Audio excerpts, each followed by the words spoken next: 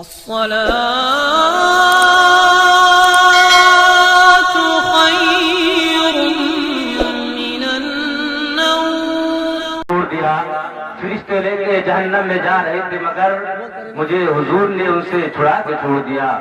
فرشتے لے کے جہنم میں جا رہے تھے مگر مجھے حضور نے ان سے چھڑا کے چھوڑ دیا.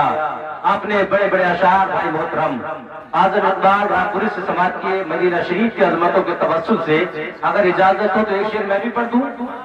اجازت ہے؟ کیا بات پیچھے والے نہیں بول رہے؟ اگر آپ اجازت نہیں دیں گے تو کہ میں شعر نہیں پڑھوں گا؟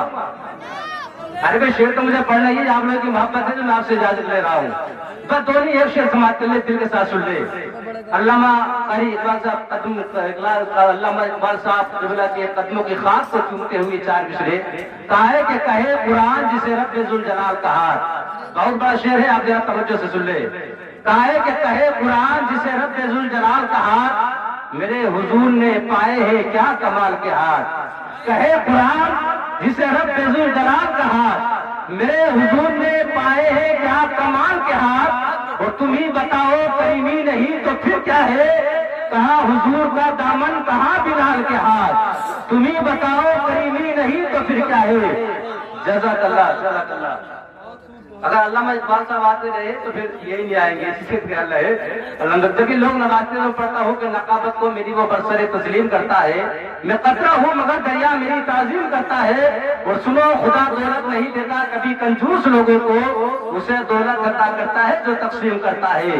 اسے دولت عطا کرتا ہے جو تقسیم کرتا ہے. شعر سنیے کہا ہے کہ کہے قرآن جسے رب ذوالجلال کا ہاتھ.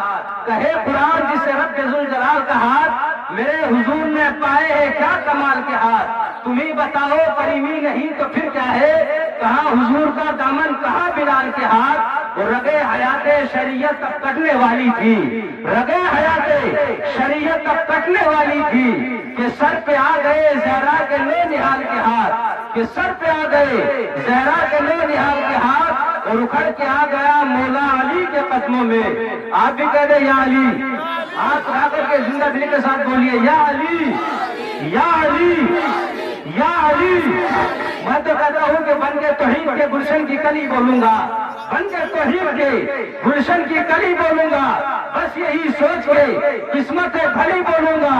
جان سے مار دو مجھ کو یہی حل ورنہ تم زبا کاٹ بھی دو پھر بھی علی بولوں گا. تم زبا کاٹ بھی دو پھر بھی علی بولوں گا.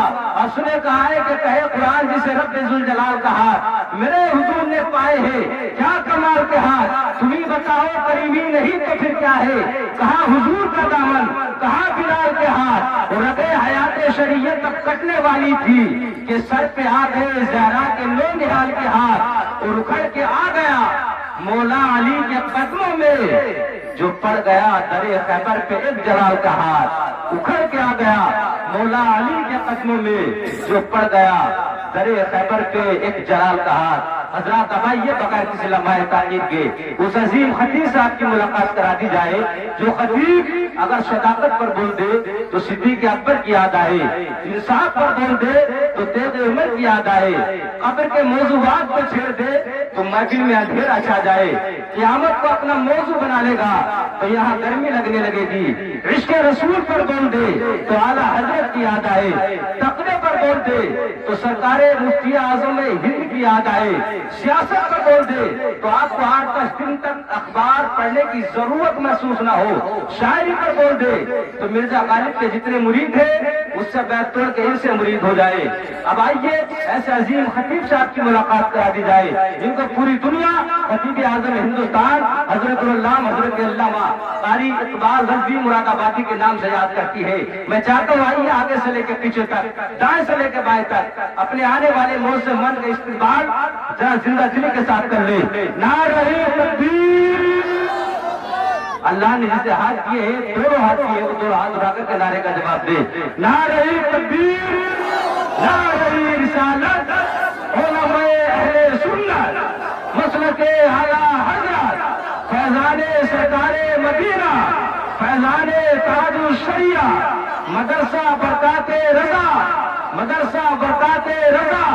نعرہ تکبیر، نعرہ رسالت. کڑک کی دھوپ ہے پھر بھی وہ چھاؤ چھاؤ آتا ہے، کڑک کی دھوپ ہے پھر بھی وہ छाँव छाँव आता है वो खुद को भूल जाता है, जो तेरे गाँव आता है मेरे ख्वाजा तुम्हारी बादशाहत का क्या कहना, तेरे दरबार में अकबर भी नंगे पाँव आता है।